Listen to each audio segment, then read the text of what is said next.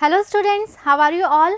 I hope you all are doing great. I am Neha Rajvanshi and I welcome you all in our today's class, that is English class of class 9th. So students, in the previous video we have completed reading with our chapter number 6 from the book Beehive. The name of the chapter is My Childhood, okay, and in today's video we will see the comprehension part, we will solve the questions, okay. So let's start. Question first, answer these questions in one or two sentences each, okay. So let's see the first one. The first question is, where was Abdul Kalam's house, okay. So let's see the answer. Abdul Kalam's house was on the Mosque Street in Rameshwaram, okay. So in the chapter we have read that his house was in Rameshwaram, okay, and the name of the street is the Mosque Street, okay. Second question, what do you think Dinamani is the name of? Give a reason for your answer, okay. So in this question, first of all we have to tell about Dinamani, okay. We have read this word in the chapter, so we have to tell that you know what Dinamani is, okay, and secondly we have to justify our answer, we have to give a reason for our answer, okay. So let's see.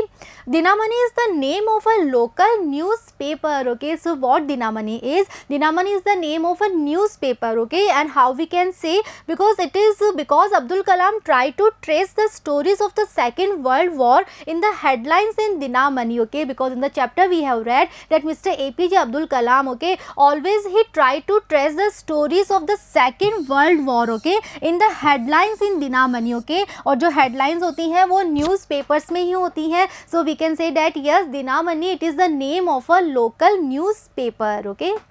Next question, who were Abdul Kalam's school friends? What did they later become? Okay, so in this question we have to write about Mr. Abdul Kalam's friends, okay, first of all their names, and then we have to write that you know that after what did they become, okay. So let's see. Ramananda Shastri, Arvindan and Shiv Prakashan were Abdul Kalam's school friends, okay. So Abdul Kalam, he was having three close friends, okay, and the names are Ramananda Shastri, Arvindan and Shiv Prakashan, okay.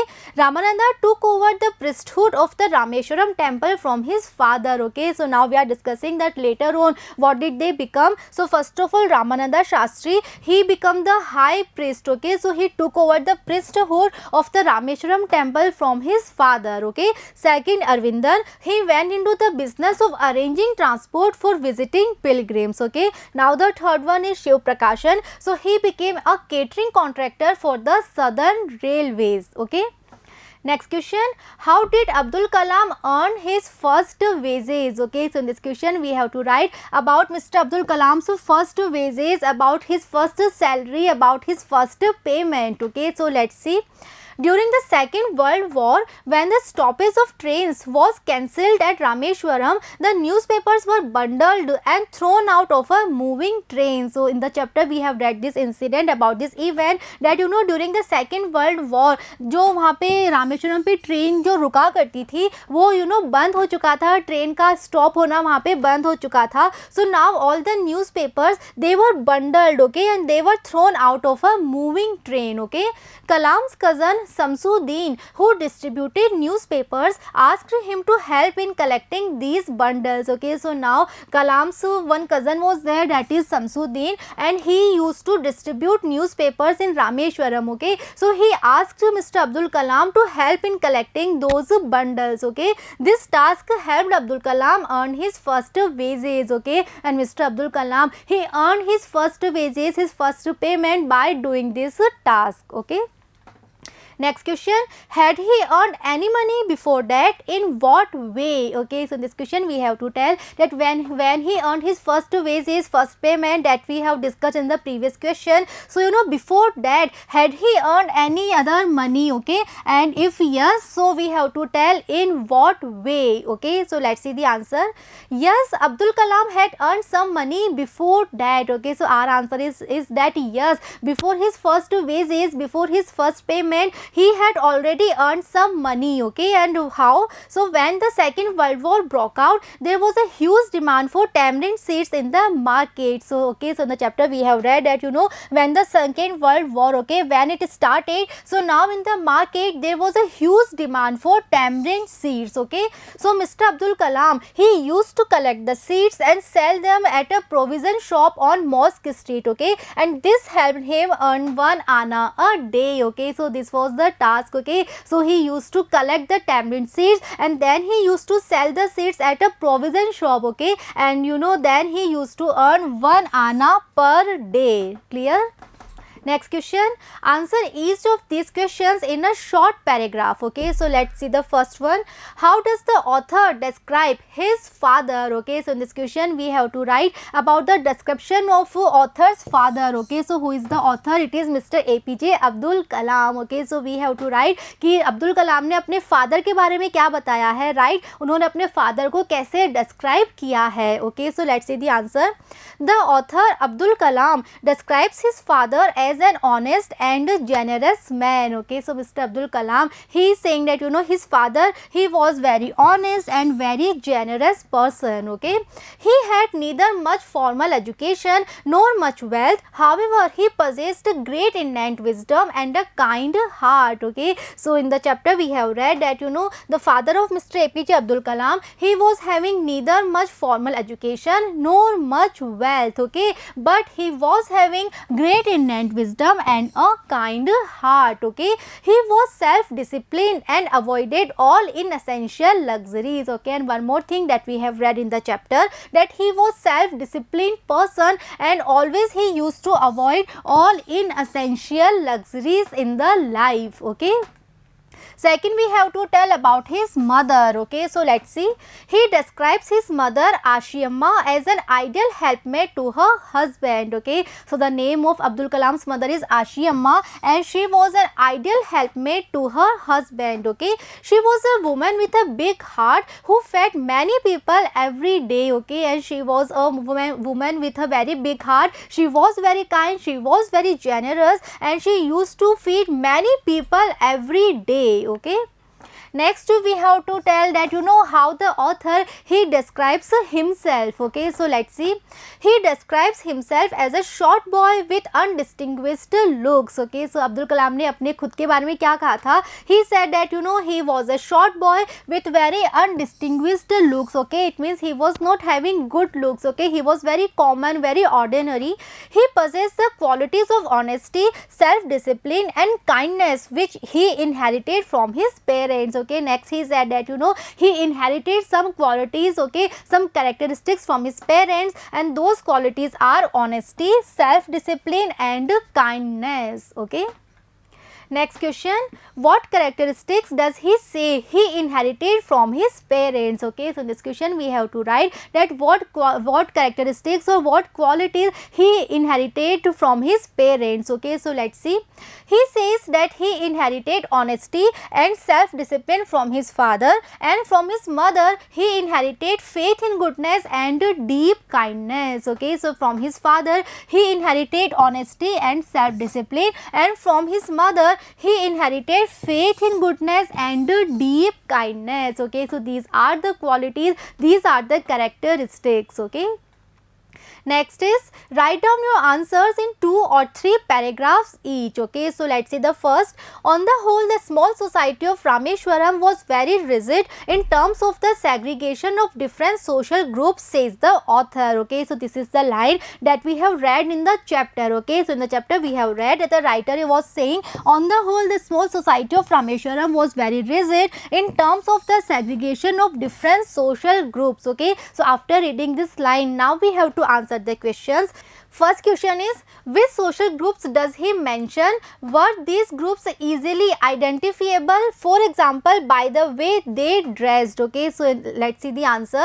He mentions 2 social groups of Orthodox Brahmins and Muslims. Yes, these groups were easily identifiable, okay. So जो social groups उन्होंने बताया है इस बारे में इस chapter में, so वो social groups कौन कौन से हैं? On one side there is Orthodox Brahmin families and second side there is Muslims, okay. So these are two different social groups, okay, and our answer is that yes, we can identify these two different social groups very easily, okay. How? Let's see. They had their different dress codes and rituals, okay, because both the social groups, they are having their own dress code, okay. They are having a very particular dress code, a particular dressing sense, okay, dressing style, and they are having their particular rituals, okay. For example, Kalam used to wear a cap while his friend Ramananda Shastri, he used to wear a sacred thread, okay. So we can quote one example, we can quote one instance, that is that when Abdul Kalam, he was in the school, okay, so at that time he used to wear a particular cap, that cap marked him as a Muslim, okay, and his friend Ramananda Shastri, who was a Brahmin boy, so he used to wear a sacred thread, okay. So with the help of this dressing sense, we can identify both the different social groups, okay. Next is, were they aware only of their differences or did they also naturally share friendships and experiences, okay. So in this question we have to write that जो ये चारों friends थे, okay, और we can say वहाँ के जो लोग थे, okay, so were they aware only of their differences or did they also naturally share friendships and experiences, okay. So let's see the answer. No, they were not only aware of their differences but also they naturally shared friendships and experiences, okay. So the answer is that no, वहाँ पे सिर्फ differences ही नहीं थे उनके बीच में, but yes, there was a very good friendship and there was having equal experiences, or we can say same experiences. How? Let's see. Kalam's mother and grandmother would tell the children of their family bedtime story about the events from the Ramayana and from the life of the prophet, okay. So we can say that Kalam's mother and grandmother who used to tell the stories to the kids, okay. So वो stories जो होती थी वो कैसी होती थी? Those stories were having events from the Ramayana and from the life of the prophet, okay. So they just wanted to teach the children that we should respect all the religions, okay. During the annual Sri Sitaram Kalyanam ceremony, his family used to arrange boats with a special platform for carrying idols of the Lord from the temple to the marriage site, situated in the middle of the pond called Ram Tirtha, which was near his house, okay. And we can quote one more example to show this harmony, okay. During the annual Sri Sitaram Kalyanam ceremony, okay, Kalam's family, that was a Muslim family, so that family used to arrange boats, okay, and those boats were having a very special platform for carrying idols of the Lord from the temple to the marriage site, okay, and that marriage site was situated in the middle of the pond called Ram Tirtha, okay, and this pond was near Kalam's house, okay. Kalam was a Muslim boy and the three close friends that he had were from Brahmin families, okay. And one more example we can quote here, we can write here. So we can write that Mr. APJ Abdul Kalam, yes, he was a Muslim boy and all the three close friends that he was having, okay. So all the three boys, they were from Orthodox Hindu Brahmin families, okay. And as children, none of them ever felt any difference amongst themselves because of their religious differences and upbringing, okay. So yes, there was a lot of difference in their religion, in their upbringing, okay, but still none of them have ever felt any difference, okay. So we can say that yes, there was not only differences but there was a harmony, okay, there was a very good friendship and there were equal experiences, same experiences, okay. Next question, the author speaks both of people who were very aware of the differences among them and those who tried to bridge these differences. Can you identify such people in the text? Okay, so now we have to tell that in the chapter, the author speaks both the people, right? He is talking about two different kinds of people. One side, they are the people who are very much aware about the differences, okay, who always have their focus on the differences, right? But on the other side, there are people who always try to bridge these differences, who always try to mingle with each other, okay. So we have to write about both the categories, okay. So let's see the answer.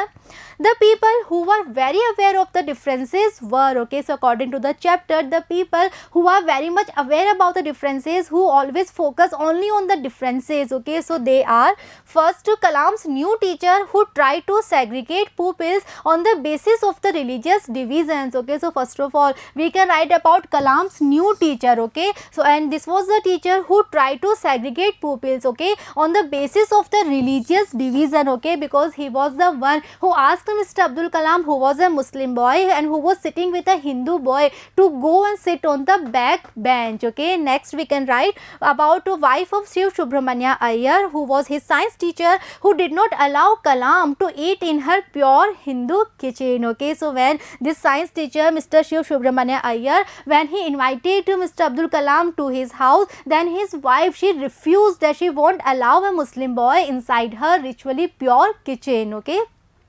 Among the people who tried to bridge these differences were, okay, so now we have to write about the people who were trying to bridge the differences, who were trying to mingle with each other, okay. So let's see. Kalam's science teacher Shiv Subramania Iyer, who invited, served and dined with him to break social barriers, okay. So first of all we can write about Kalam's science teacher, that is Mr. Shiv Subramania Iyer, because he was from an orthodox Brahman family, right, but still he invited, served and dined with Mr. Abdul Kalam, who was a Muslim boy, okay, to break all the social barriers, okay. Second we can write about Lakshmana Shastri, who conveyed the strong sense of conviction to the new young teacher to reform him, okay. So secondly we can write about Lakshmana Shastri, who was the high priest, okay, and he was the person who called that new teacher and he asked the new teacher to apologize, okay, and he was the person who finally reformed that new teacher, okay.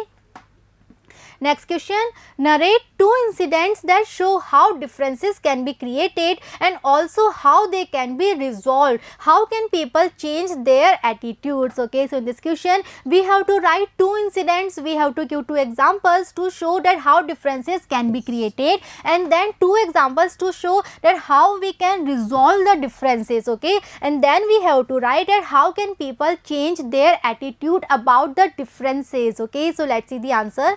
Two incidents that show how differences can be created are mentioned below, okay. So first of all we are giving the examples, you know, जिनके base पे हम ये दिखा रहे हैं that how the differences can be created, okay. So let's see. First, when Kalam was in the 5th standard, a new teacher came to their class, okay. Kalam always sat next to Ramananda Shastri. The teacher was unhappy to see a Hindu priest's son sitting with a Muslim boy. He immediately asked Kalam to sit in the last row.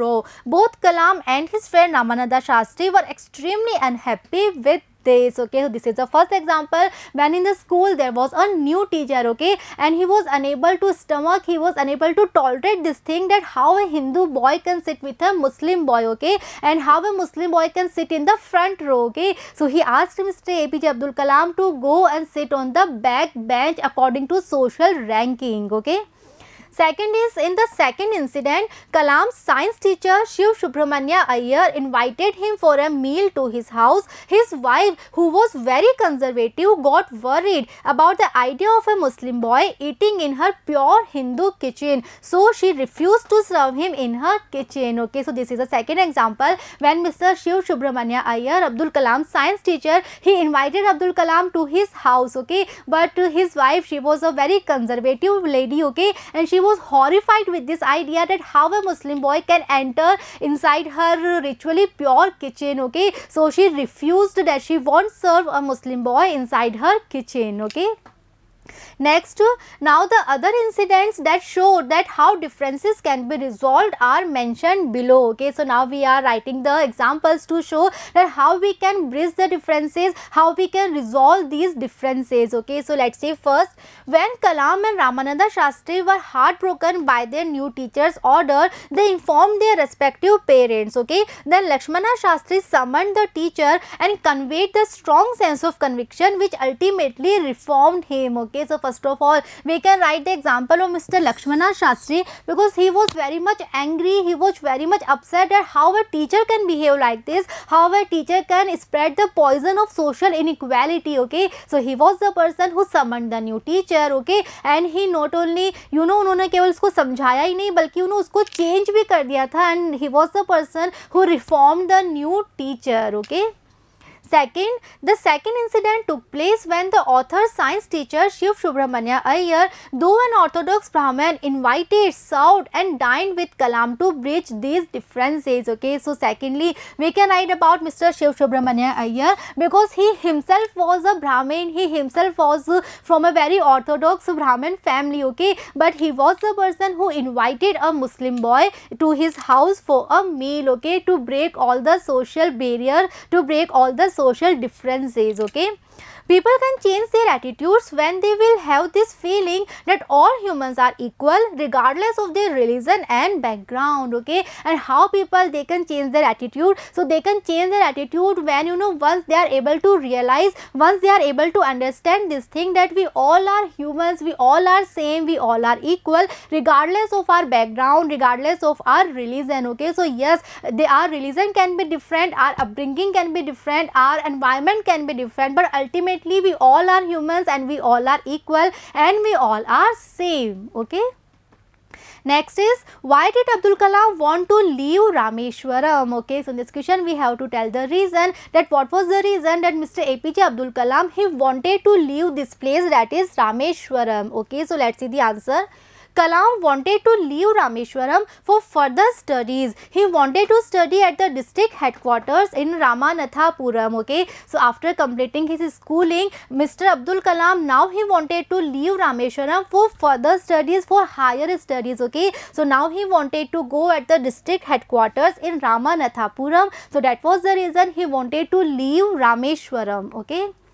Next is, what did his father say to this? Okay, so in this question we have to write that when Mr. Abdul Kalam he asked his father's permission, so at that time what was his father's reply, what was his response? Okay, so let's see. Kalam's father said that he knew that one day Kalam had to go away to grow. He gave him the example of the young seagulls who leave their parents' nest to fly, to learn to fly. Okay, so Mr. APJ Abdul Kalam's father, right, he was ready with this thing that yes, so one or other day his son has to leave this place. Okay, so he said that, you know, he already knew this thing that one day Mr. APJ Abdul Kalam he had to go away to grow, to develop. Okay, and after that he gave one example, he gave one instance about the seagulls. Okay, and he said that you know, the young seagulls they also fly, okay, without their parents, so they fly all alone to grow, to develop. Okay. Next question, what do you think his words mean? Why do you think he spoke those words? Okay, so in this question we have to write about the words, okay, that were quoted by Abdul Kalam's father, and the words were spoken by Mr. Khalil Gibran. Okay, so we have to write that, you know, what is the meaning of those words and why Abdul Kalam's father he spoke, he quoted those words. Okay, so let's see. Abdul Kalam's father's words bear deep meanings. Okay, so जो उन्होंने words बोले थे, those words having very deep meaning. Okay, he encouraged his son to go ahead, giving the example of the seagull. Okay, so first of all he encouraged, he motivated his son to go away by giving the example of seagull. Okay, he also explained Kalam's mother to let her son go to grab the opportunities, growth and success. Okay, and after that he wanted to convince his wife, okay, that Abdul Kalam he had to go to grab the opportunities, growth and success. Okay, parents can nurture their kids with love, but they cannot give them their thoughts. Okay, so he said that, you know, being a parents, yes, we can love our kids, we can give our love, okay, but we cannot give our thoughts. Okay, they have their own thoughts. Okay, Kalam's father spoke those words to control his wife's emotions for their son. And why did he speak these words? Because he wanted to convince his wife. Okay, he wanted to control his wife's emotion as a mother. Okay, so students, we have completed all the question answers here. I hope the chapter and all the question answers, everything is clear to you all. And in the next video, we will start reading with our next poem. So see you in the next video. Thank you.